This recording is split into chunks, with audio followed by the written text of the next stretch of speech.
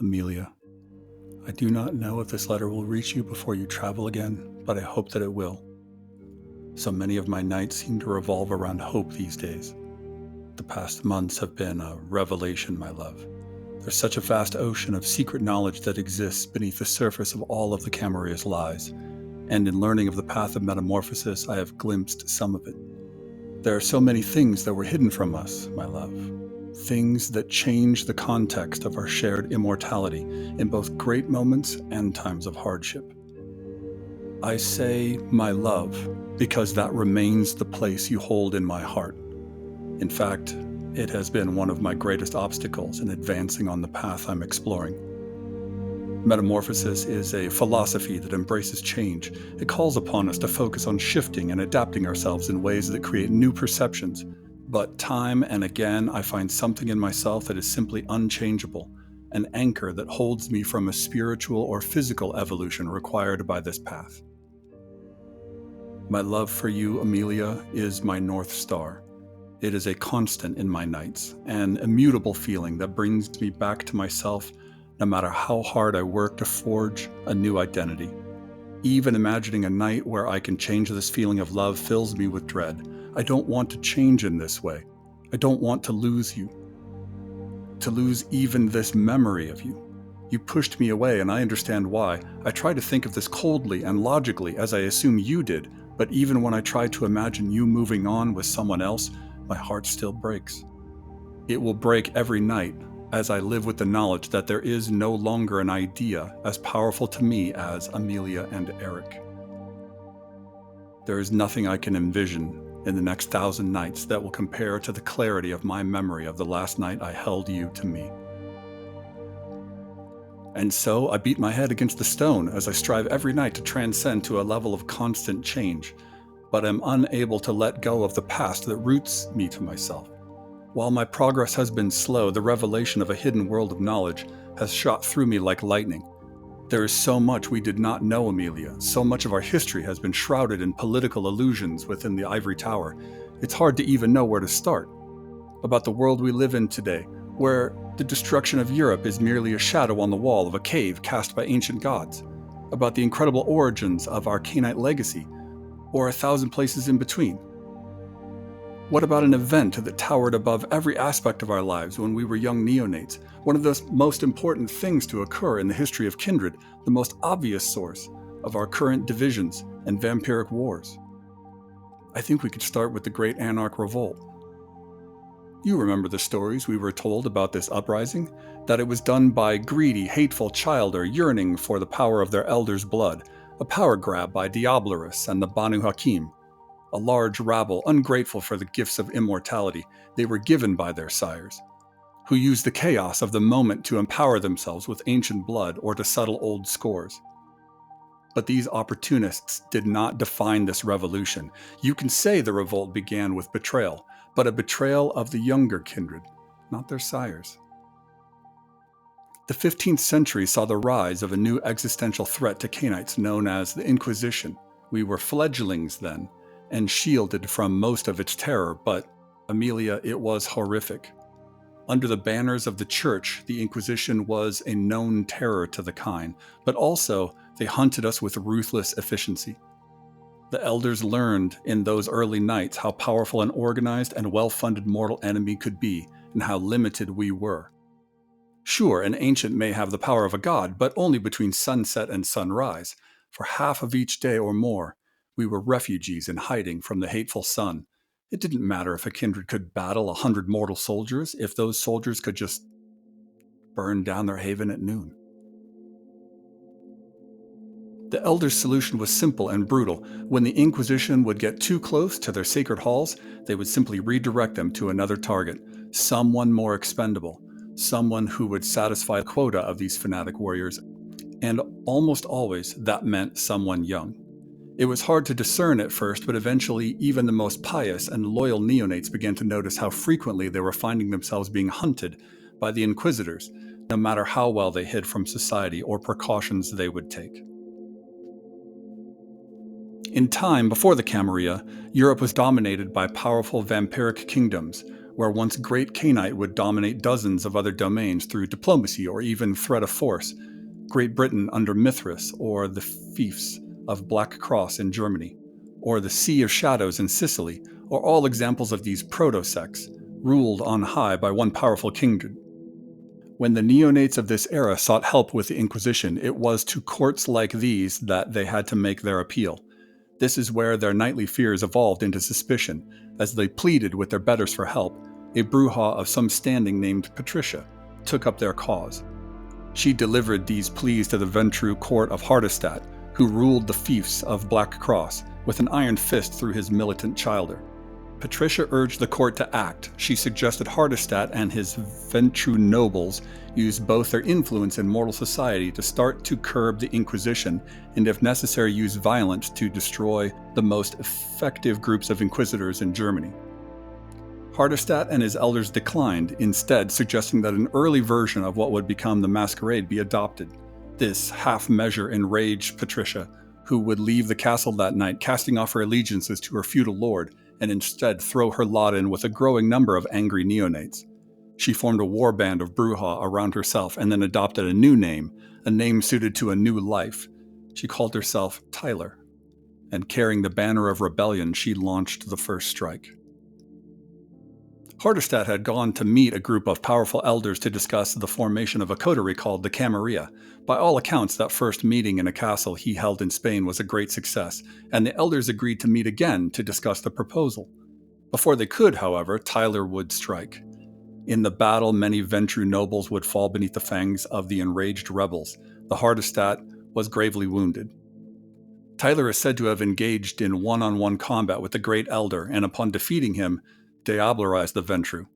While there are many accounts that Tyre did diablerize Hardestadt, it is likely that it was a trick of obfuscate or vicissitude, for Hardestadt would re-emerge as one of the greatest leaders again against the rebellion. Regardless, none could deny that Tyre and the newly risen Anarchs had won the first battle of the war. News of their victory would spread like wildfire. We were both blessed in our sires, my love, but many were not. When we imagined a tyrant now in these modern nights, could he hold a candle to how a sire treated their fledgling in the darkest nights of the medieval era? In many domains, these abused and neglected kindred rose against their hated masters. It began in Spain, and at that moment in the revolt was largely led by the Bruja. At first they were quite successful, and many elders fell to the ravenous anarch warbands. But for all the qualities my clan may possess, an innate understanding of logistics and the patience for grand strategy are not among them. The uprising began to get bogged down, and the elders of the Long Night may have very well come together to cut it off and deal with it ruthlessly. And so they would have, but for the spread of the word. Before the old masters could gather their forces to smash Tyler's anarchs, revolts began in Italy, and this time they were more widespread among the clans before the Bruja. Southern Italy had long been a stronghold of the Lasombra, and it was from a fortress in Sicily that their feudal kingdom, called the Sea of Shadows, was controlled. It was in this castle, it is said, that the founder of the clan slept in torpor. I know. I truly do understand, my love. We were raised to dismiss stories of antediluvians as folklore, simplistic tales from a mythic past to explain who we are. My sire told me the same as yours, but the more I have read, the more convinced I am that these are not myths. There have been kindred who have seen them, or seen a powerful manifest so incredible and miraculous as to almost certainly have originated with one of these godlike beings.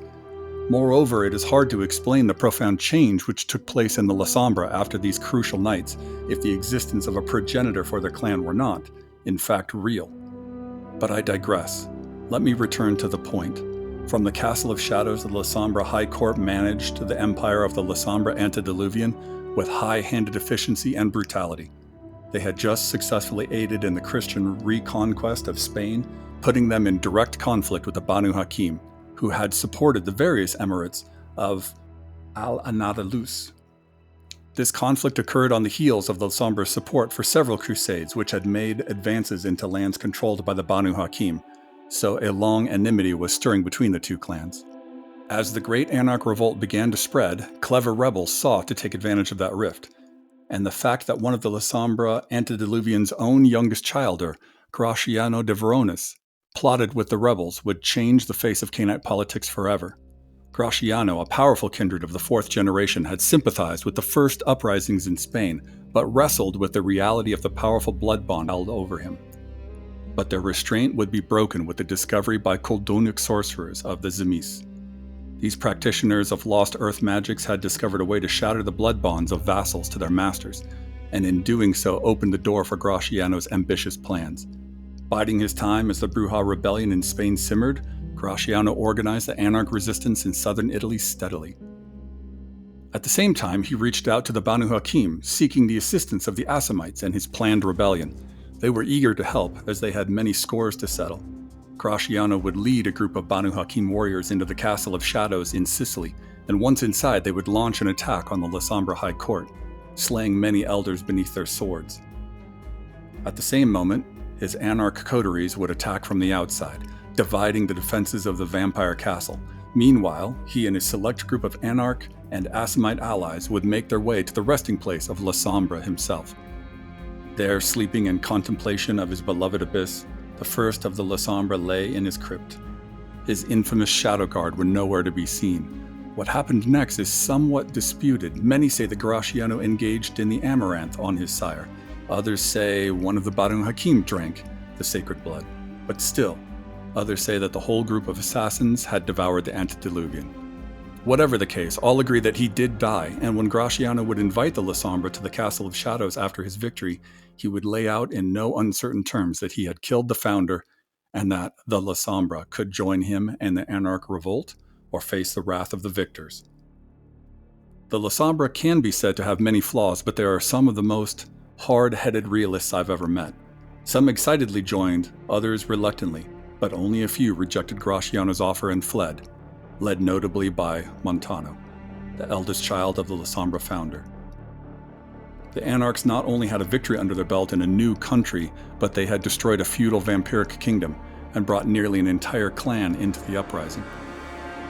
Things began to spiral out of control. Quick on the heels of news of Anarch victories in Italy, risings began in the Balkans and Eastern Europe. There the Tzimisce had long languished in archaic feudal arrangements where the child heir of Tzimisce domains were little more than servants for their sires, held in thrall by blood bonds and constant threats of horrific violence. With the Tzimisce Kolduns learning the secret behind breaking those blood bonds, the land was ripe for revolution. Emboldened by the news of the death of the Lasombra founder, a fiend named Lugaj, the Bloodbreaker, raised an army of disaffected Cainites and launched attacks into the heart of Tzimisce territory. After diablerizing several ancient members of that clan, he would lead the Anarch army in an assault on the stronghold of the Tzimisce progenitor, who was known by his descendants as the Eldest. The Anarchs would find a hard battle against the Guardians of the Eldest, warped monsters out of nightmare, made the Slakta of today's Tzimisce look like puppy dogs, for they were not only forged by a being of the most potent imaginable blood, but one who had created the power of vicissitude. Nonetheless, they would eventually triumph, and all would be gathered by Lugaj to watch as he diablerized the sleeping antediluvian, and now two clans were in open support of the Anarch Revolt. The Anarchs had changed the dynamic of European kindred politics forever. With their Banu Haqim allies, they were a potent rising force that looked ready to utterly destroy the old order. That perception was actually what undid the Anarch Uprising in the end, ironically enough. Following the death of Tzimisce and Lasombra elders in such numbers, the kindred of Europe united under the direction of the Camarilla, the alliance suggested years before by Hardestat. Now organized, the kindred who surrendered the long night to live with the Ivory Tower outnumbered the Anarchs greatly. And when the rebellion invaded Western and Northern Europe, the casualties became quite heavy, and the tide began to turn. The rebels fought against the newly formed Camarilla for 7 years, but it took a terrible toll upon them. Moreover, the Camarilla declared an open blood hunt on all members of the Assamite clan, the first and only time that a clan of kindred have been declared to be anathemas. Outnumbered and outgunned, the Anarch Rebellion accepted an invitation by Lord Mithras, God King of Britain, to attend a convention to discuss peace. It would be at this meeting, known as the Convention of Thorns, that the Camarilla would become more ratified as a sect, properly replacing the old order of Cainite feudal states.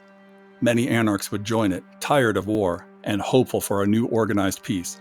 Others grudgingly accepted the reality that they could not win against this vast network of elders and ancilla. But some never would. For some, whatever treaties were signed, the war would continue. Though the Anarch Rebellion would be ended at the Convention of Thorns, there were those who refused to accept peace with the elders they hated so much. These Anarchs would become what we know today as the Sabbat. Led by the Tzimisce and Lasombra, who had killed so many of their elders, these Anarchs would accept a religious culture that helped cleave them into a unified sect, standing in opposition to the Camarilla. And the Assamites? The Banu Haqim too would continue the fight. They would engage in diplomacy to secure short tactical breaks so they could restructure, but the Banu Haqim never took those lulls too seriously, intending to fight until the end, as the Sabbat did. That is, until the Nosferatu finally found their ancient citadel at Alamut, a sacred place for the Banu Haqim. Knowing now that this ancient fortress could be destroyed by the powerful Camarilla, they finally accepted defeat.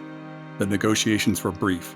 The Banu Haqim were compelled to sign the Treaty of Tyre and accept a Tremere curse which would limit their ability to diablerize those with more potent blood than they. And so we drift in the blood-stained wreckage of this ancient war until this very night. The Sabbat still seek out ancient blood to bring themselves closer to Cain. The Camarilla still tries to stamp out any divergence, and the Banu Haqim hunts along the gray borders of both worlds, picking off who they may from each. The past is prologue, and we see the cycle happen again and again. I think of such things often in these nights. I find that my thoughts keep me from attending to even self-preservation at times. I wonder at the idea of a founder of a clan, the first of a Bruja or a Toreador. I wonder what they would mean to be someone so close to Cain, and by default so close to God. When I think on these things, sometimes I do not even go to the bunkers when the Allied bombers come. Perhaps I have grown too used to the drone of their engines or the scream of their weapons. The only thing that reliably puts me from my reverie is thoughts of you, your touch, and your perfume. The way your hair flows over your shoulders, the softness of your skin, and the glint of mischief in your eye. You are my anchor, Amelia. You are what pulls me back to the act of living, night after night. I do not know who I will be if I do not have you as part of my life. I'm not sure I want to know. I miss you dearly, my love. I'm sorry. Eric, Prague, March 1944.